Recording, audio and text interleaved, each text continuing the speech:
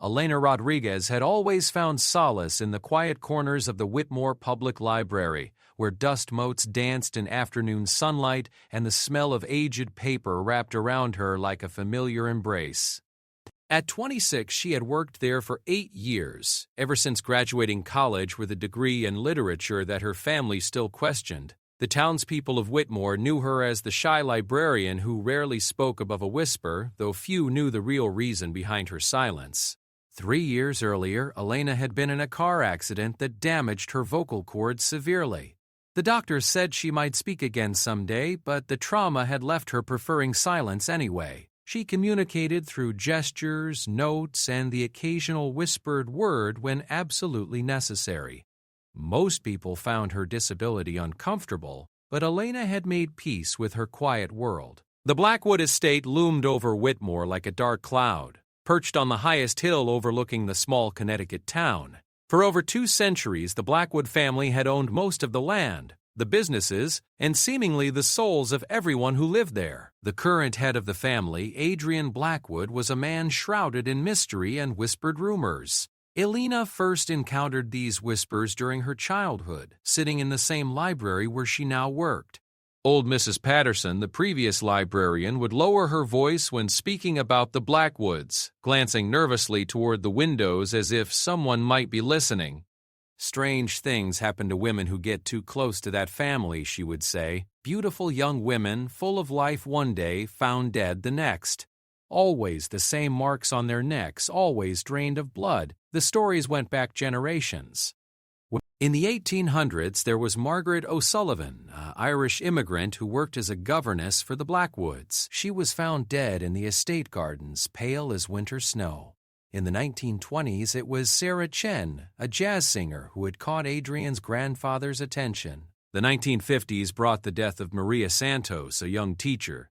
The pattern continued through the decades. Beautiful women would catch the attention of whatever Blackwood man was current head of the family, and within months, they would be found dead.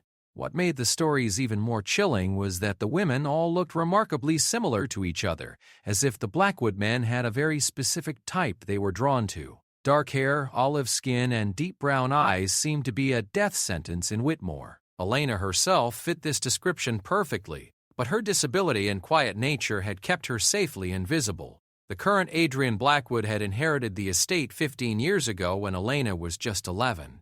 He was rarely seen in town, conducting most of his business through intermediaries and lawyers. When he did appear, usually at town council meetings or local events, women would whisper about his striking appearance. Tall and pale, with sharp features and eyes so dark they appeared black, he moved with an otherworldly grace that made people uncomfortable. Dr. James Mitchell, the town's longtime physician, had been the one to examine most of the bodies over the years.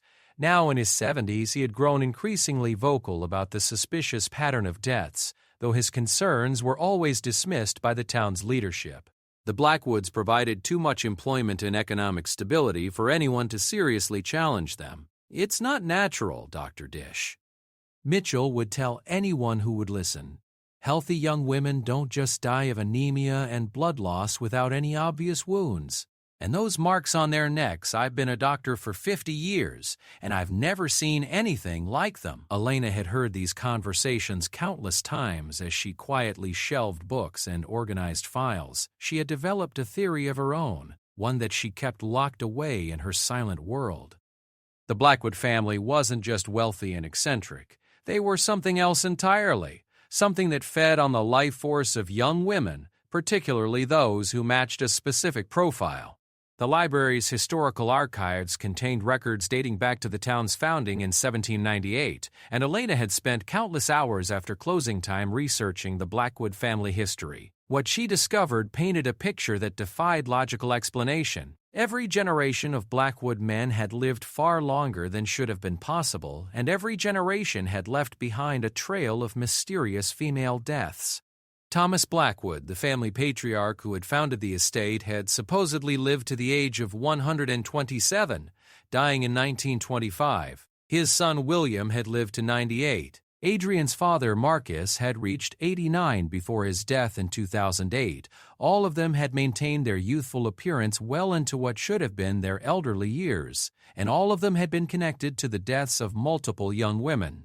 Elena had documented everything in a private journal that she kept hidden in a locked drawer of her desk at home. She had newspaper clippings, death certificates, and genealogical records that painted a picture of a family that had somehow discovered the secret to longevity at a terrible cost. Her research had also revealed something else that made her blood run cold. Every 20 to 30 years, there was a period of increased activity. More women would die in a shorter time frame, as if whoever was feeding needed to build up reserves of energy. According to her calculations, they were due for another such period. The first sign that Elena's fears were justified came on a Tuesday morning in October. Jennifer Walsh, a 24-year-old waitress at the local diner, had been found dead in her apartment. Dr. Mitchell confirmed the same mysterious symptoms: severe anemia, blood loss, and 2 small puncture wounds on her neck that he couldn't explain. Jennifer had been known around town for her beauty and vivacious personality. She had also recently started mentioning to friends that she had been receiving expensive gifts from a secret admirer. Flowers, jewelry, and bottles of vintage wine had been arriving at her apartment with notes signed simply A.B. 3 weeks later, it was Rebecca Thompson, a substitute teacher who had moved to Whitmore just 6 months earlier. She had been found in the woods near the Blackwood estate, in the same condition as Jennifer. Friends reported that she too had been receiving gifts from someone with the initials A.B.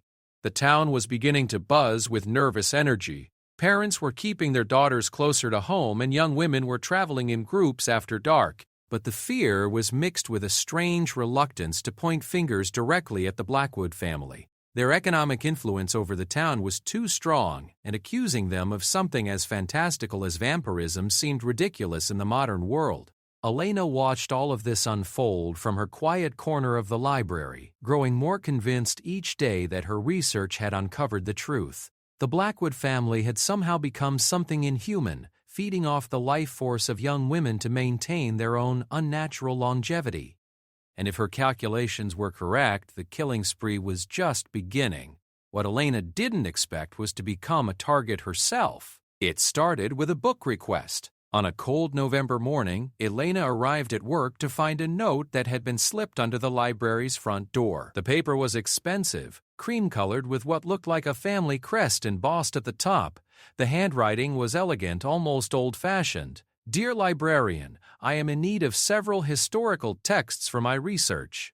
I would be grateful if you could locate the following volumes: The Complete History of Whitmore Township by Edmund Hartwell, 1876, Genealogical Records of Connecticut Families by Martha Prescott, 1923, and Folklore and Legends of New England by Dr. Robert Ashworth, 1945. I will call upon the library this afternoon to collect them. A. Blackwood. Elena's hands trembled as she read the note. Adrian Blackwood had never personally visited the library in all the years she had worked there. His interest in historical texts, particularly genealogical records, seemed ominous given her own research into his family's past. She spent the morning gathering the requested books, her mind racing with possibilities. Part of her wanted to flee, to call in sick and avoid the encounter entirely. But another part of her was curious. After years of researching the Blackwood family from a distance, she would finally have the chance to observe Adrian up close. When he arrived that afternoon, Aylin understood immediately why women were drawn to him despite the danger. Adrian Blackwood was devastatingly handsome in a way that seemed almost supernatural. He moved through the library stacks with fluid grace, his dark eyes taking in every detail. When he approached her desk, Elena found herself holding her breath. "You must be the librarian," he said, his voice carrying a slight accent that she couldn't place. "I'm Adrian Blackwood. I believe you have some books set aside for me." Elena nodded and gestured to the stack of volumes on her desk. She had prepared a note explaining that the books could be borrowed for 2 weeks, but when she tried to hand it to him, he shook his head. "There's no need for written communication," he said with a smile that didn't reach his eyes. "I can hear your thoughts clearly enough." The comment sent a chill down Elena's spine. It was an odd thing to say, almost as if he meant it literally. She watched as he examined each book carefully, running his pale fingers along the spines and covers as if he could absorb information through touch. "You've been researching my family," he said suddenly, not looking up from the books. "The historical archives show that someone has been pulling records relating to the Blackwoods quite frequently over the past several years." Elena's heart began to race. She wanted to deny it, to feign ignorance, but something about his presence made it impossible to lie. She found herself nodding slightly. "Curious," Adrian continued, finally meeting her eyes. "Most people prefer to avoid learning too much about my family. They find the truth uncomfortable." He gathered the books and moved toward the door, but paused before leaving. "You know, Elena," he said, using her name despite never having been introduced, "your research has been quite thorough. Perhaps we should discuss your findings sometime soon." After he left, Elena sat at her desk in stunned silence. How had he known her name? How had he known about her research? And why had she felt compelled to be honest with him when every instinct screamed at her to run? That night, she went home to her small apartment and retrieved her research journal from its hiding place. As she flipped through pages of notes and newspaper clippings, she realized that her investigation into the Blackwood family had made her a person of interest to the very creature she had been studying. Elena Rodriguez had spent her life in the shadows, protected by her silence and invisibility. But now she had been seen, and she suspected that her quiet world was about to become very dangerous indeed. The gifts began arriving the next morning. Elena found the first one on her doorstep, a single white rose in a crystal vase, accompanied by a note written in the same elegant handwriting she had seen at the library. "For the keeper of secrets," it read, "may your silence be rewarded with beauty." At work that day, she discovered a leather-bound first edition of Emily Dickinson's poetry waiting on her desk, along with a note for one who understands the power of unspoken words. And Elena's hands shook as she examined its pristine condition. By the end of the week, her apartment was filled with expensive presents, rare books, vintage jewelry, bottles of wine that must have cost more than her monthly salary, and fresh flowers that seemed to maintain their perfect bloom far longer than should have been natural. Each gift came with a note that referenced her silence, her research, or her dedication to preserving knowledge. Elena knew she should be terrified, but she found herself strangely captivated. No one had ever paid attention to her in this way before. The gift showed a level of thoughtfulness and observation that was both flattering and deeply unsettling. Adrian Blackwood had clearly been watching her for some time, learning her preferences and habits. Dr. Mitchell stopped by the library on Thursday afternoon looking more worried than Elena had ever seen him. He pretended to browse the medical journals section, but she could tell he wanted to talk. Finally, he approached her desk with a heavy sigh. "Elena, I need to ask you something, and I need you to be honest with me," he said, glancing around to make sure they were alone. "Have you had any contact with Adrian Blackwood recently?" Elena hesitated, then nodded slowly. She pulled out a notepad and wrote, "He came to borrow some books." "Why?" Dr. Mitchell's face grew pale. "Because there's been another death. Lisa Park, the graduate student who was helping with the town's historical survey. She was found this morning in the same condition as the others." He paused, studying Elena's face carefully. "But before she died, she told her roommate that she had been receiving gifts from someone. Expensive gifts." Elena felt the blood drain from her face. She wrote quickly, "What kind of gifts? Books, jewelry, flowers, the same kind of things that Jennifer and Rebecca had been receiving." Dr. Mitchell leaned closer, lowering his voice. "Elena, I think Adrian Blackwood chooses his victims by observing them first. He studies them, learns what they like, and then he begins a courtship of sorts. The gifts are part of his hunting ritual." The doctor's words confirmed Elena's worst fears. The beautiful presents filling her apartment weren't tokens of admiration. They were the calling cards of a predator. She was being stalked, studied, and prepared for whatever fate had befallen the other women. "There's something else, Dr. Wright," Mitchell continued. I've been comparing the autopsy results from all the victims over the years, and I've discovered a pattern that's been overlooked. The blood loss isn't random, it's systematic. Whatever is killing these women is draining them slowly over a period of weeks or months. The final death is just the end of a longer process. Elena wrote, "What do you mean?" "I mean that the women who died weren't just killed in a single attack. They were being fed upon regularly before their deaths. Their blood counts show evidence of repeated blood loss and regeneration over extended periods. It's as if they were being harvested." The word made Elena's stomach turn. She thought of the expensive gifts, the careful attention, the way Adrian had known things about her that seemed impossible. Had he been watching her for months or even years, deciding whether she would make a suitable victim? That evening, Elena sat in her apartment surrounded by Adrian's gifts and tried to formulate a plan. Running seemed like the obvious choice, but where could she go? The Blackwood family's influence extended far beyond Whitmore, and their resources seemed limitless. Besides, if she disappeared, who would warn the next potential victim? She had spent years documenting the Blackwood family's crimes, but she had never imagined that her research would make her a target. Now she found herself in the unique position of being chosen by the very monster she had been studying. Perhaps that gave her an advantage. Elena retrieved her research journal and began making new notes. If Adrian Blackwood was indeed a vampire, as her research suggested, then there might be ways to protect herself.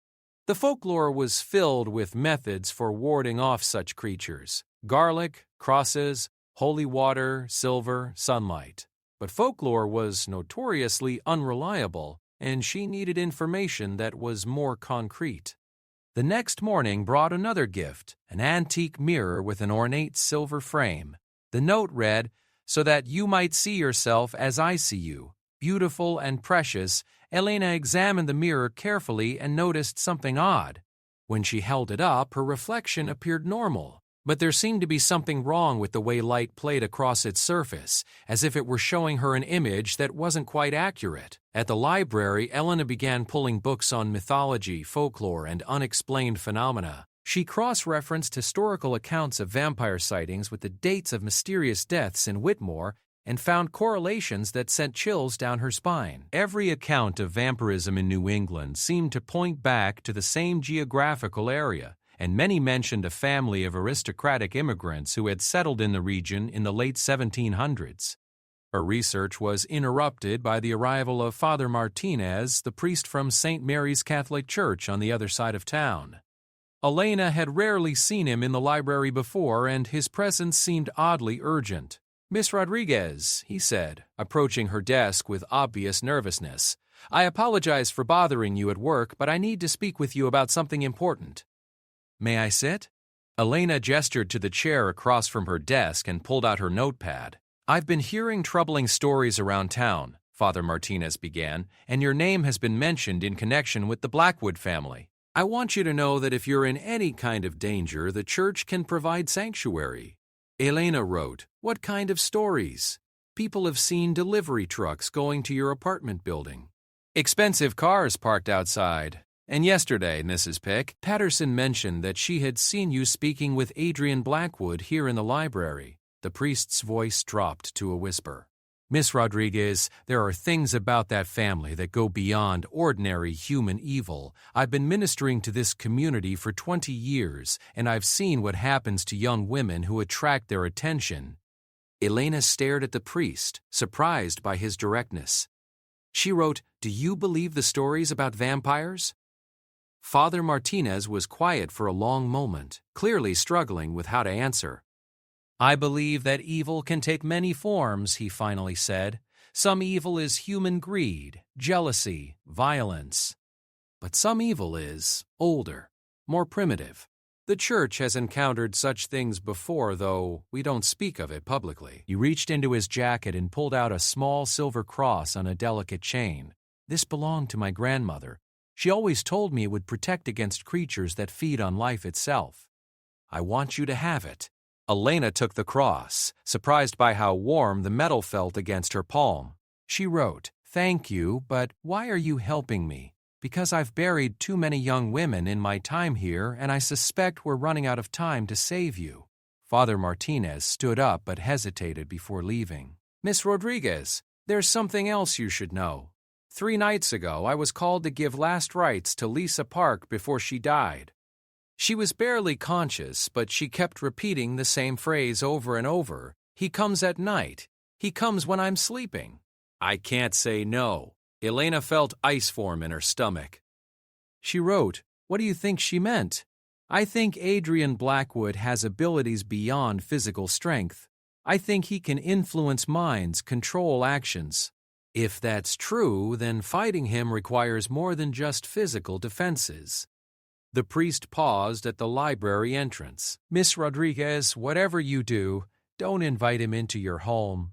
Some evils can only enter when they're welcomed." That night, Elena barricaded her apartment door and windows, hung Father Martinez's cross around her neck, and sat up reading everything she could find about psychic self-defense and mental protection. She had the growing sense that time was running out, that Adrian's courtship was reaching its conclusion. Around midnight, she heard footsteps in the hallway outside her apartment. Slow, deliberate steps that paused directly outside her door. Elena held her breath, gripping the silver cross so tightly that it left marks on her palm. There was a soft knock. "Elena," came Adrian's voice through the door. "I know you're awake. I can hear your heartbeat from here. May I come in? We have so much to discuss." Elena pressed herself against the far wall, not making a sound. The doorknob rattled slightly, but the door remained closed. "You've been researching methods to protect yourself," Adrian continued, his voice carrying an amused tone. "How resourceful of you. But you should understand that knowledge alone won't save you. Eventually, you'll have to make a choice." The footsteps moved away from the door, but Elena could swear she heard them continuing up the wall and across the ceiling, as if gravity were merely a suggestion. She spent the rest of the night awake, clutching the cross and planning her next move. The following morning brought the most elaborate gift yet, an entire set of rare first-edition novels, delivered by a team of professional movers who set up custom bookshelves in her living room. The accompanying note was longer than usual. "My dear Elena, your research into my family's history has been fascinating to observe. You've uncovered truths that others have missed, shown intelligence that others cannot. These qualities make you special. Tonight, I would like to invite you to dinner at my estate so that we might discuss your findings properly. I believe you have questions that only I can answer. Please come alone." Elena stared at the note, realizing that the moment of decision had arrived. She could refuse the invitation and continue living in fear, waiting for Adrian to lose patience and take what he wanted by force. Or she could accept, walking willingly into the monster's lair with only her wits and a silver cross to protect her. But perhaps there was a third option. Perhaps her research had revealed more than just the Blackwood family's crimes. Perhaps it had also revealed their weaknesses. Elena spent the day making preparations. She wrote detailed letters to Dr. Mitchell and Father Martinez explaining everything she had discovered and leaving instructions for what to do if she didn't return. She gathered every piece of protective equipment she could find: silver jewelry, holy water from the church, garlic from the grocery store, and a small wooden stake carved from an old library chair. Most importantly, she prepared mentally for what she was about to face. Elena Rodriguez had spent her entire adult life in silence, but tonight she would need to find her voice. The fate of every woman in Whitmore might depend on her ability to speak when it mattered most. As evening approached, Elena put on her best dress, Father Martinez's silver cross, and every piece of protective jewelry she owned. She looked at herself in Adrian's antique mirror one last time and saw something that surprised her: determination. Elena Rodriguez, the quiet librarian who had spent years documenting Monster, was about to meet him face to face, and for the first time in 3 years, she felt ready to break her silence. The Blackwood estate at night was even more imposing than Elena had imagined. Ancient oak trees lined the winding driveway, their bare branches creating twisted shadows in the moonlight. The mansion itself loomed against the dark sky, its Gothic architecture making it look more like a medieval castle than a New England home. Elena parked her small car between two expensive sedans and took a deep breath, checking that Father Martinez's cross was still secure around her neck. Hidden in her purse were small vials of holy water, several cloves of garlic, and the wooden stake she had carved. She felt ridiculous carrying such items in the modern world, but her research had convinced her that some folklore contained grains of truth. The front door opened before she could knock, revealing Adrian Blackwood in an immaculate black suit. Up close, his otherworldly beauty was even more striking. His pale skin seemed to glow in the dim light, and his dark eyes held depths that seemed ancient beyond his apparent age. "Elena," he said, offering his arm, "I'm so pleased you decided to accept my invitation. Please come in." The interior of the mansion was exactly what Elena had expected: dark wood paneling, heavy furniture, and portraits of stern-faced ancestors lining the walls. What she hadn't expected was how alive the house felt, as if the walls themselves were watching her every movement. Adrian led her through several ornate rooms to a formal dining room where a single-place setting waited at the head of a massive oak table. Crystal goblets, silver cutlery, and bone china created an elegant display, but Elena noticed that there was only one chair. "Aren't you dining with me?" she asked, the words coming out as barely more than a whisper. It was the first time she had spoken aloud in months, and the sound of her own voice startled her. Adrian smiled, and Elena caught a glimpse of teeth that seemed sharper than they should be. "I maintain a rather specialized diet," he said, "but please sit. I've had my chef prepare something special for you." As Elena took her seat, Adrian moved behind her chair with fluid grace. She felt his presence like a cold shadow, and when he placed his hands on her shoulders, ice seemed to flow through her veins. "You know why you're here?" he said, his voice taking on a hypnotic quality. "You've spent years researching my family. You know what I am, what I need, what I do." Elena forced herself to nod. "Vampire," she whispered. "Such a crude term," Adrian replied, beginning to pace around the table. "My family prefers to think of ourselves as collectors of life force. We preserve beauty, extend existence, and maintain the natural order that keeps this world functioning." A servant Elena hadn't seen enter placed a plate of elaborate food in front of her, but she found she had no appetite. Adrian continued speaking, his voice carrying that same mesmerizing cadence. "Each woman I choose is special, Elena. I don't select randomly or carelessly. I observe, I study, I learn what makes each potential companion unique. You, for instance, have shown remarkable intelligence, discretion, and strength. Your silence isn't a weakness, it's a form of power." Elena gripped the silver cross under her dress and felt some of the hypnotic fog lift from her mind. "The other women," she managed to say, "Jennifer, Rebecca, Lisa, were they special too?" Adrian's expression darkened slightly.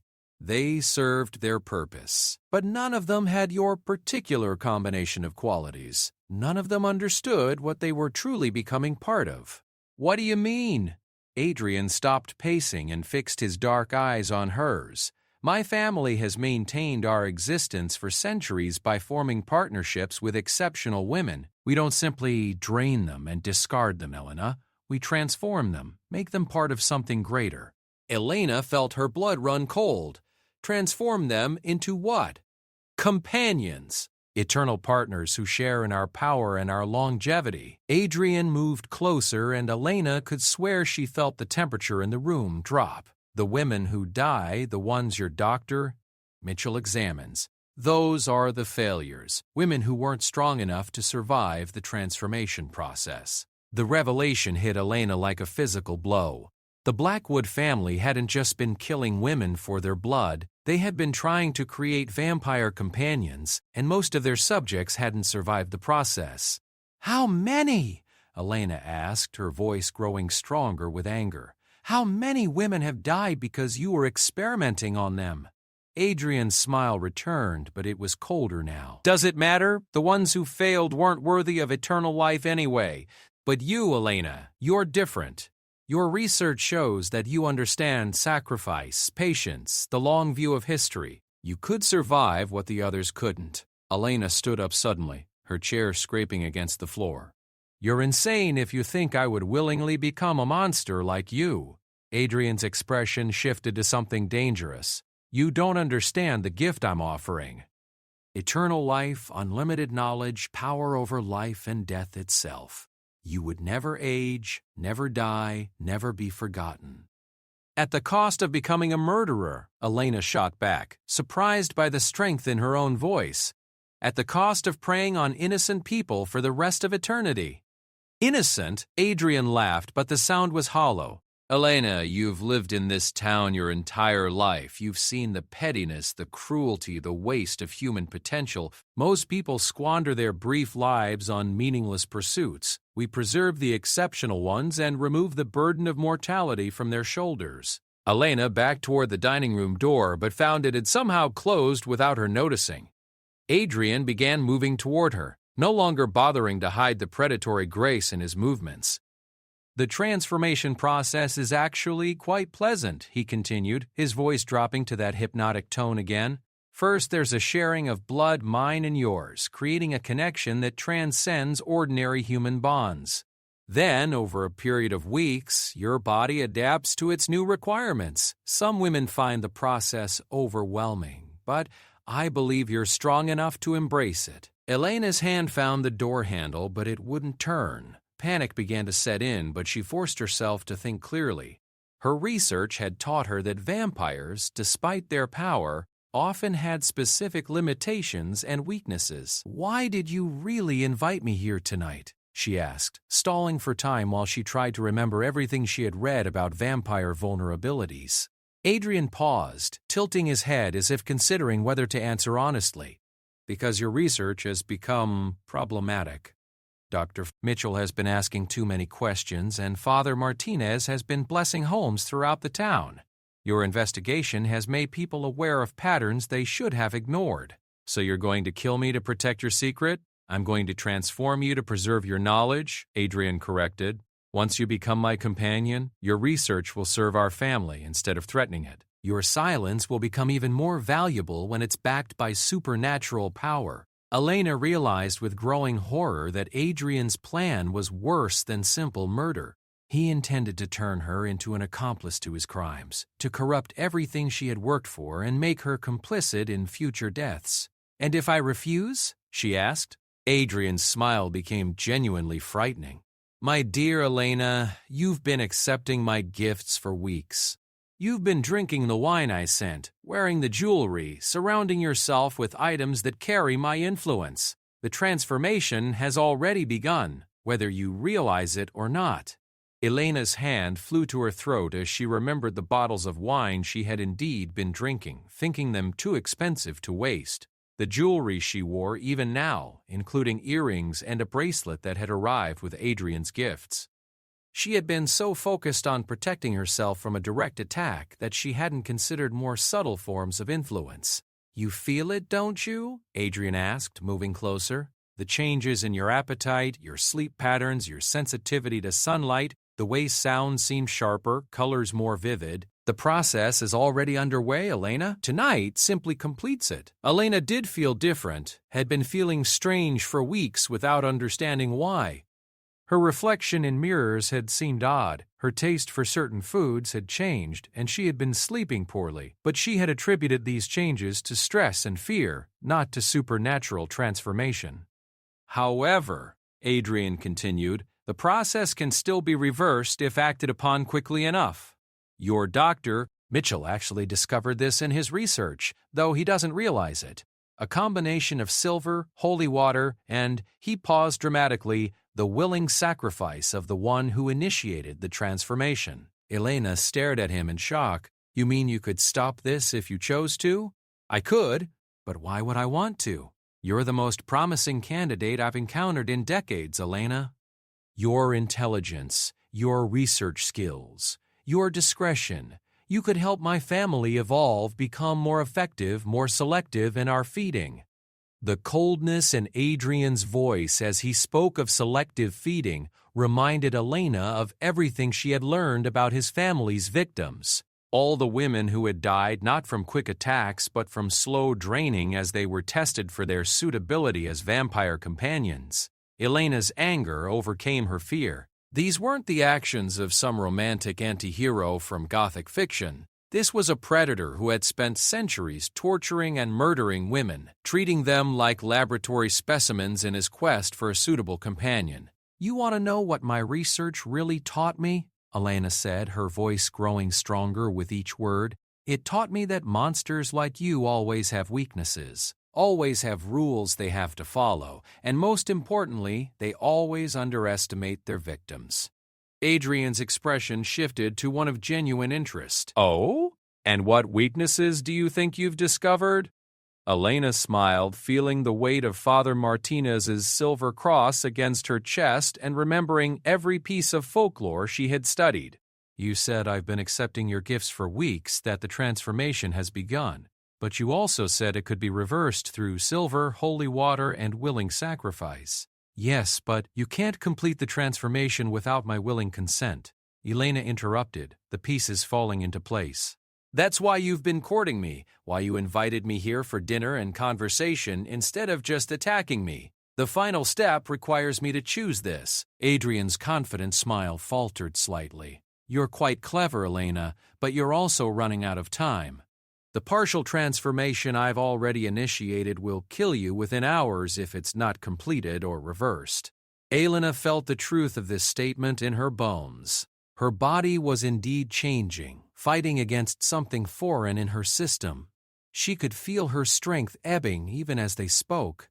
"Then I guess we're at an impasse," she said, "because I'll die before I willingly become like you." "That would be such a waste," Adrian said, genuine regret in his voice. "You could have been remarkable, Elena. Together we could have preserved knowledge, protected this town from threats you can't even imagine, built something that would last for centuries. By murdering innocent women, by selecting the exceptional few and removing the burden of mortality from their shoulders," Adrian corrected. "But if you truly prefer death to transformation, then I suppose I'll have to respect that choice." Adrian moved toward her with inhuman speed, but Elena was ready to contend for... She pulled Father Martinez's cross from around her neck, holding it between them like a shield. Adrian stopped abruptly, his face contorting with what looked like pain. "Silver and faith," Elena said, backing toward what she hoped was a window. "Two things your kind apparently can't handle." "Temporary inconvenience," Adrian hissed, but she noticed he made no move to get closer to the cross. Elena used the moment to smash one of her hidden vials of holy water against the cross, creating a mixture that made Adrian actually recoil. "Three things," she corrected. The dining room had tall windows that looked out onto the estate gardens, and Elena could see the first hints of dawn beginning to lighten the eastern sky. If the folklore was accurate, sunrise would provide her with another weapon against the vampire. "You can't run forever, Elena," Adrian called as she moved toward the windows. "And even if you escape, the partial transformation will kill you unless it's completed or properly reversed." "You need me alive to perform the reversal ritual." Elena paused, realizing the terrible truth in his words. She was trapped between certain death from the incomplete transformation and willingly submitting to becoming a monster. "Unless, you said the reversal required the willing sacrifice of the one who initiated the transformation," she said slowly. "Does that mean you would have to die to save me?" Adrian's silence was answer enough. Elena looked at the growing light outside the windows, at the silver cross in her hands, at the vials of holy water in her purse. She thought of all the women who had died, all the future victims who would suffer if Adrian continued his centuries-long killing spree. For the first time in years, Elena Rodriguez found her voice completely. "Then I know what I have to do," she said clearly. "I can't save myself, but I can make sure you never hurt anyone else." What happened next would become legend in Whitmore, though few people ever learned the full truth. The townspeople would remember the fire that consumed the Blackwood estate just after dawn, the explosion that shattered windows throughout the town, and the fact that neither Adrian Blackwood nor Elena Rodriguez was ever seen alive again. Dr. Mitchell would find Elena's research journals and letters, learning the full scope of what she had discovered and sacrificed to protect others.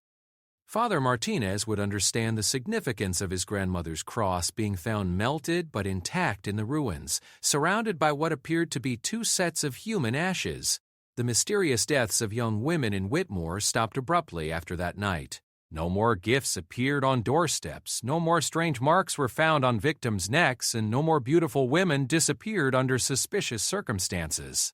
Elena Rodriguez had spent her life in silence, but her final act spoke louder than any words. She had faced a monster that had terrorized her town for centuries, and she had found a way to stop him even at the cost of her own life.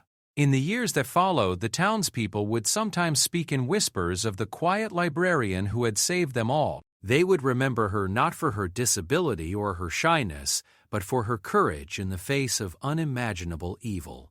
And in the rebuilt Whitmore Public Library, a small memorial plaque would remind visitors that sometimes the quietest voices carry the most important messages, and that true heroism often comes from the most unexpected sources. The Blackwood estate was never rebuilt.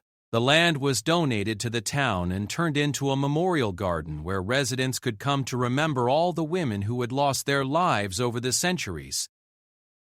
At the center of the garden stood a statue of a woman holding an open book, her face turned toward the sunrise, her expression peaceful and determined. Elena Rodriguez had found her voice in the end, and her story became a testament to the power of knowledge, courage, and sacrifice in the face of ancient evil. She had proven that even the most powerful monsters could be defeated, not through violence or supernatural power, but through wisdom, preparation, and the willingness to put others' safety before her own. The Vampire King's reign of terror was finally over, ended by a speechless librarian who had refused to remain silent when it mattered most.